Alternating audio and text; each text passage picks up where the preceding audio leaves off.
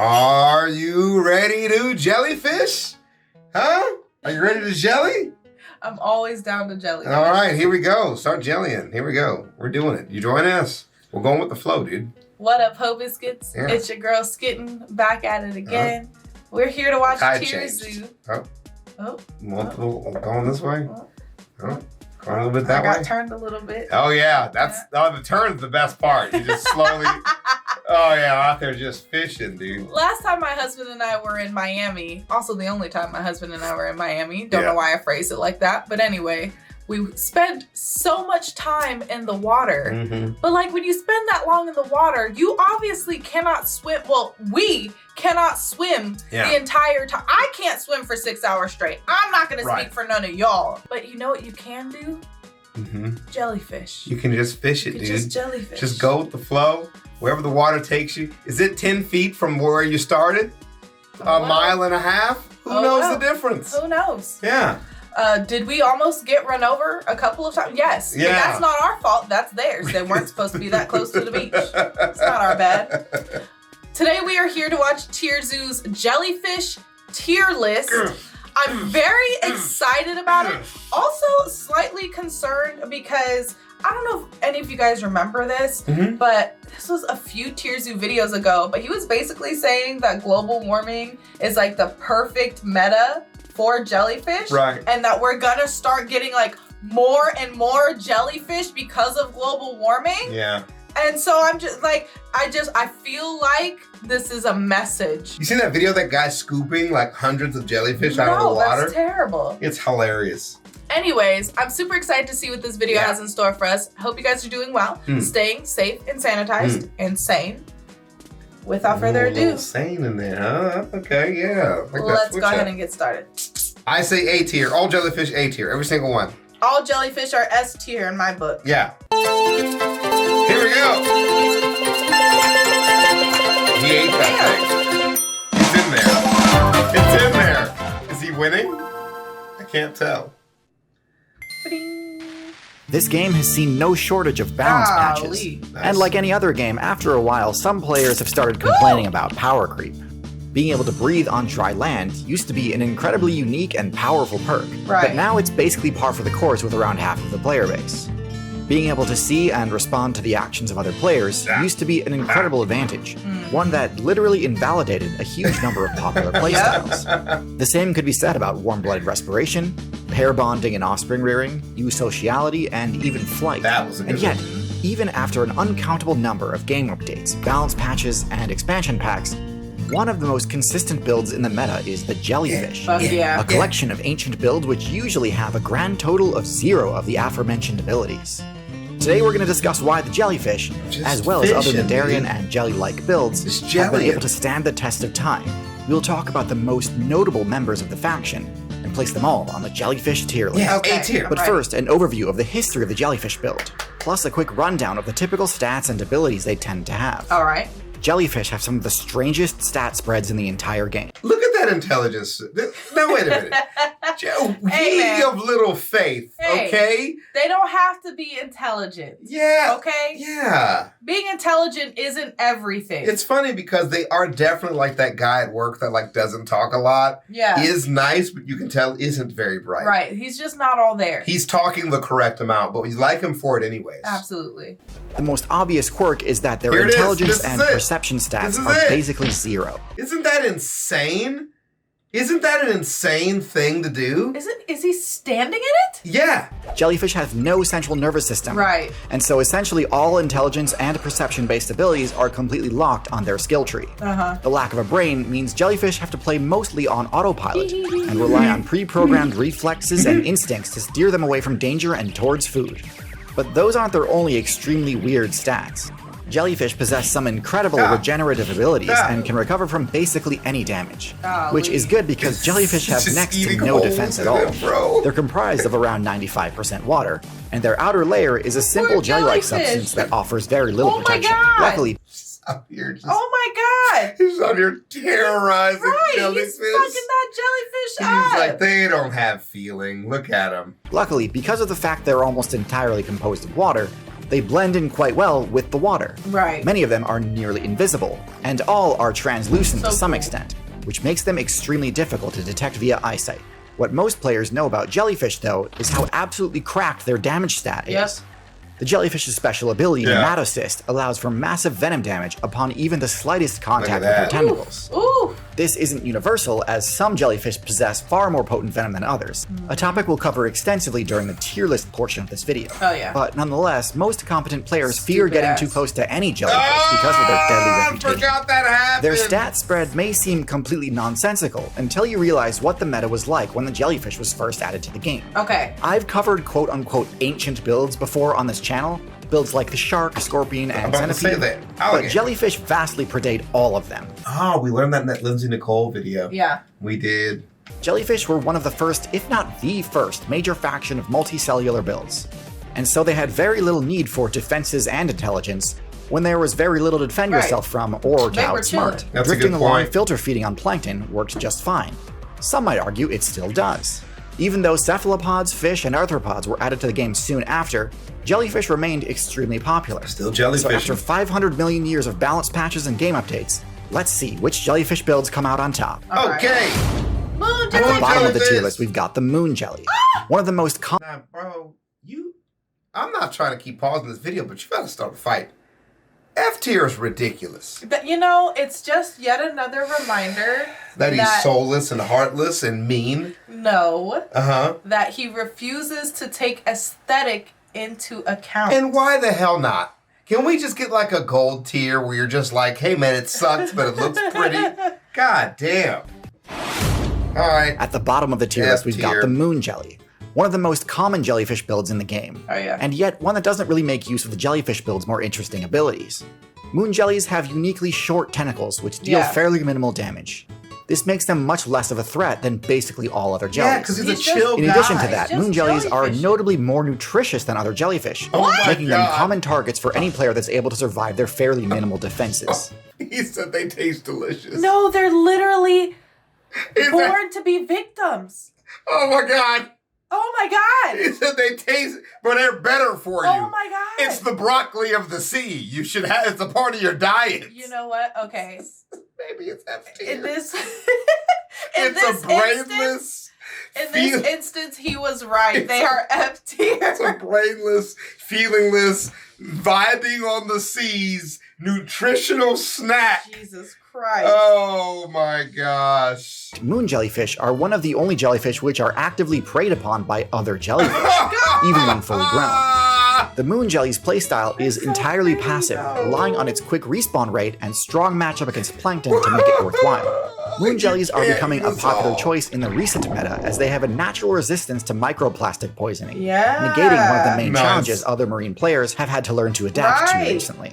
So it is a solid starter build for players trying to learn the ocean meta, but one that I think most competent players will quickly move on from. Okay.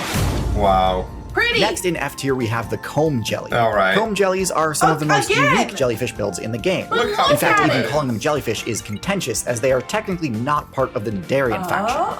Nonetheless, they are gelatinous and have most of the same abilities as jellyfish, so I wanted to include them anyway. Their main difference is that comb jellies do not move by pulsing their bell, and instead swim by using rows of cilia. This offers a slightly greater degree of agility and control compared to your standard jellyfish build.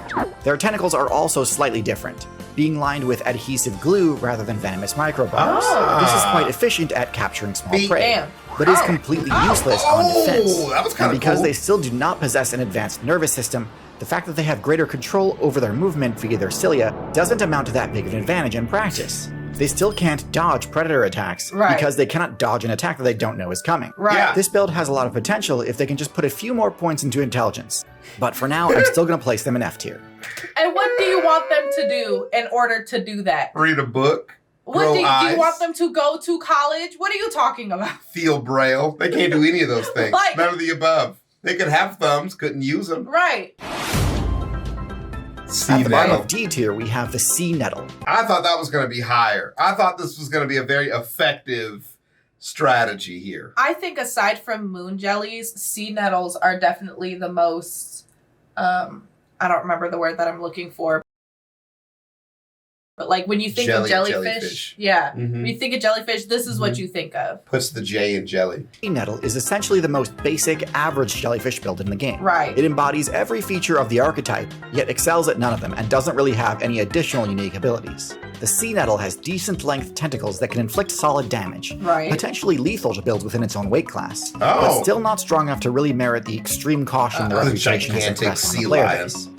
With low medium size and the same nearly non-existent nervous system, sea nettles may be more well defended than the moon jelly, but with even the slightest bit of clever counterplay, they still fall apart immediately. Alright. Coral! Next, in D tier, we have the coral. You might be surprised to see coral on the jellyfish tier list. Why? And indeed, I am stretching the definition a little bit. But they are a part of the Nidarian faction. And are less different once you look more closely. Their early game is pretty much identical to the jellyfish, but rather than remaining free-floating, they settle onto rocks and surfaces along the seabed and attach to a single point, dropping their mobility stat to 0 for the remainder of their playthrough. To compensate, corals then activate their signature ability, Calcify, constructing an incredibly sturdy exoskeleton around themselves, and massively buffing their defense stat in the process. As this exoskeleton grows, the coral will also clone itself, eventually granting the player control over an entire colony of corals. This is disgusting to watch in fast motion. I hate this. I do not like it. All to accomplish one thing: AFK experience farming. Once established, the hard part of their playthrough is over. Like fucking... They can now filter... What's that? Clicker heroes. Ooh, good one. Filter feed for essentially as long as they like. So an easy build to play if you can make it past their vulnerable planktonic early game. Although unfortunately the climate change balance patch seems to be a pretty harsh nerf to this playstyle. And at the top of D tier, we have the other colonial Nidarian, the Manowar. This build sports medium damage, much higher than the moon jelly or sea nettle, but still not the instant death level venom that some of the higher tier jellyfish have. Like other jellyfish, it has low mobility and terrible defenses. But I would say that the Manowar is uniquely vulnerable with a stick. Vulnerable to predation, due to the fact that rather than having a bell to propel itself through the water, instead the Manowar has a balloon, making them very easy to detect and attack from above, where many seabirds aren't. In addition, any damage to the balloon could easily cause it to deflate, sending the Manowar straight to the depths for an instant game over. Wait, it has to stay inflated the whole time or it dies? Poke it with the stick. Oh, it might be D tier. Oh, shit. Which negates the advantage most jellyfish have of being able to regenerate from minor to moderate damage. Lastly, the Manowar seems to be uniquely vulnerable to getting beached during severe storms. Likely also due to their positioning on the surface of the water, where they get beaten around by the waves and the wind. They're just jellyfishing. Still, not something you want to be trading hits with if you're a fish. In C tier, we have the lion's mane. This is the largest jellyfish build in the game, sporting a massive HP stat and tentacles that can reach lengths of 120 feet. I know, they're not longer like than a other blue whale end to end. Giant as it may be, its power stat is still below average, as its venom still isn't really enough to take down anything much larger than a minnow. You would think a bigger jellyfish would go after bigger prey, but similar to the whale, it uses its large size to hit a larger area with its attacks, with the hope of getting frequent multi-kills.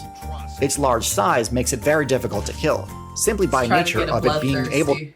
It's just, it's just looking for multi-kills. Doesn't care how much damage it takes in the process. Its large size makes it very difficult to kill, simply by nature of it being able to literally survive half of itself being eaten. And there isn't much out there that would need to eat more than half. Still, with its stings being fairly weak, they aren't really threatening enough to merit placement in the higher tiers. Such a funny strategy. Moving on to B tier, we have the anemone. Similar to coral, anemones are closely related to jellyfish, but opt for a sedentary playstyle rather than a free-roaming one. Unlike coral, though, anemones protect themselves using powerful venomous stingers rather than a hard calcified exoskeleton. Rather than filter feeding on plankton like corals do, they also use this venom to catch and kill prey. Many of them possess extremely powerful venom, enough to cause organ failure even in larger builds like humans. Now, normally being completely immobile is a huge vulnerability. However, the reason I rank anemones so high in spite of this weakness is that anemones are some of the best team combo builds in the entire game, forming excellent team comps with both clownfish and crabs. In Call of Duty, when you get held captive and you gotta call for help, that's him being like, I'm pinging myself, come get me. In the case of the clownfish, the anemone and the clownfish cover each other's weaknesses, deterring the predators that the other is vulnerable to. Similar to jellyfish, anemones are vulnerable to sea turtles, as they are resistant to their venom. Clownfish valiantly fight for their teammate, even against those sea turtles which are gargantuan by comparison. And in Back return, up. predatory fish that would love to score an easy kill on a small, vulnerable fish need to tank a mouthful of nematocysts to even have a chance at attacking a clownfish. Right. And in the crab's case, rather than fighting off turtles, the crab will actually attach the anemone to itself, gaining venom damage on its own attacks in exchange for granting the anemone its mobility back. That's so funny. So, I think we saw that in the, was that the Zafrank video? Mhm. Yeah. Yeah. That shit is so Just walking fucking... around punching stuff with the sea That anemones. shit is so fucking funny, bro. Crabs are assholes. So, Crab. while probably only low to mid tier on its own, the combo potential of this build Right. makes it an optimal choice in many Okay, scenarios I and support bumps it up that. to B tier. Yeah, I'll take B tier. And finally, jumping Jelly. all the way up to S tier, we have the box jelly. We got one! When it comes to overpowered venom, Hell yeah. there is quite literally not a single character in the game that has the box jelly beat. Okay. Its neurotoxic venom is extremely deadly, Yep. rapidly paralyzing the victim, quickly leading to suffocation and cardiac arrest. In addition to having the highest damage of any jellyfish, Little smarter. box jellies also have the highest stealth stat. Yeah. While many jellyfish sport a wide range of translucent colors like red and blue, box jellyfish are almost completely transparent, as Holy close to shit. invisible as possible. How did he see In that? addition, because they sport fewer tentacles and therefore experience less hydrodynamic drag, and because of their unique bell shape which allows them to jet Agility. through the water, box jellyfish have the highest mobility stat Hell of any yeah. jelly. This makes them incredibly difficult to detect and avoid as they zoom through coastal waters, leading Not many zoom. players to simply avoid the territory entirely rather than risk potential encounters. Yep. The hallmark of a high-tier build. And as if all of that wasn't cracked enough, box jellyfish are unique in that they're the only jellyfish which have eyes, Eyeballs! allowing them to detect danger and avoid obstacles. It's crazy how many jellyfish would be a higher tier if they could just fucking see. Some bro. kind of sensory organ, some kind of echolocation, or like radio pinging. Right. They have nothing. They have nothing. Just chilling They're and no just- nervous system to give a fuck. They're just jellyfish. And they're man. never going to get one. No. They're not going to evolve eyes till they get a nervous system. That's what cracked me up when he was like, oh, if they could just add some points to their intelligence. Like, what do you want them to do? I wonder why box jellies developed eyes, though, and nobody else did. Right, and the other ones didn't. I know. It's been This fascinating. enables them to thrive in less open areas where prey Right. like to hide, such as kelp forests or mangrove swamps. Coupled Whereas with their everyone higher else has to mobility just be in the stat, this ocean, actually yeah. enables the box jellyfish to actively pursue prey, Hell yeah. rather than simply drifting with the current and hoping to catch something. With the exception of tankiness and tentacle attack range, box jellyfish are strictly superior to all other jellies, Look at the which is kid. why they're such an outlier on the tier list. Fuck yeah. I also wanted to highlight a unique member of the box jelly Sure. faction, the Irukandji. Yes! The Irukandji is a dwarf variant of the box Little. jelly, Ah. maxing out at only an inch or two long, Yep. yet also sports the same incredibly potent toxin Yep. and all the other special traits that the box jelly possesses, plus one additional trait, bell stingers. Yep. Most jellyfish have a pretty massive weak point, their bell. It can be attacked safely without the risk of being stung, so Okay. long as the attacker avoids the tentacles. The Irukandji simply does not have this Nope. weakness, as every millimeter of Bitch, its you surface is thought. covered in the same deadly stingers. Oh. As a result, even accidentally bumping into the Irukandji can result in an instant game over, Oh. which has a lot of players Remember? worried given how much more popular this build has become lately. Hell yeah. This is obviously a super risky playstyle, Look at that. as the Irukandji itself has the lowest HP stat of any build I've 'Cause ever it's covered on this little. channel. Even just swimming into an obstacle is damaging enough to kill an Irukandji, so they need to play extremely carefully, and can't Oh my god. Oh my god. He's like, bro, if I hit you, I die, but if you hit me, you die. So what's up? What's happening? And I'm multiplying. I can see you, bitch. I ran into you on purpose. I can see you. I did this on That's purpose. so funny. can't take advantage of the Oh, wow. kill an Irukandji, so they need to play extremely carefully, and can't take advantage of the obstacle-heavy environments that the other Right. box jellies can. So that's the jellyfish tier list. Generally, I rate most of them low to God. mid-tier, with Right. the exception of the truly formidable outlier of the box jelly.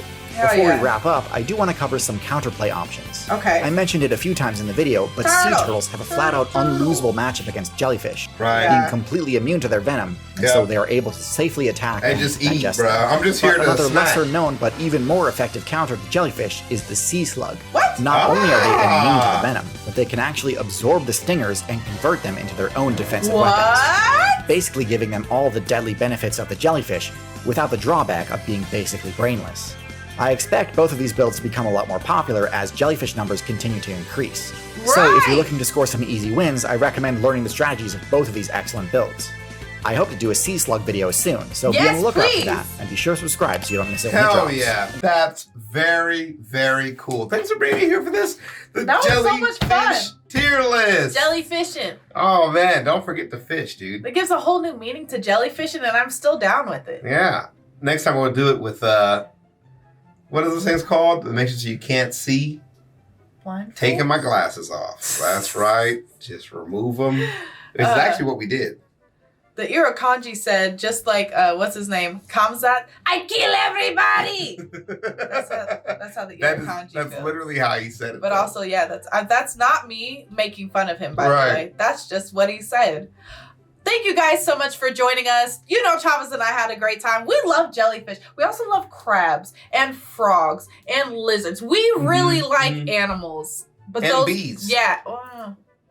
I like bees and ants. You know what? I will support bees. I do not like ants. We fed a bee. Go check out his community post. We fed a bee mango juice. Yeah, that's great. Anywhoozins, don't forget to leave your reaction requests and recommendations down in the comments below. And other than that, peace out, Ho Biscuits. It's Skittin' Lit.